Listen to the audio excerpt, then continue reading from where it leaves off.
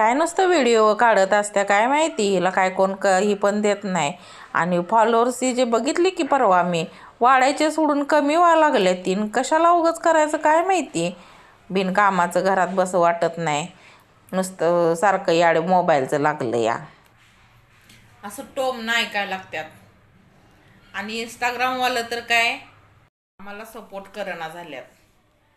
काय करायचं, फॉलोअर्स इकडं एक दोन लोकांनी फॉलो केलं तर इकडं 4 लोकांनी अनफॉलो केलेलं असतं या.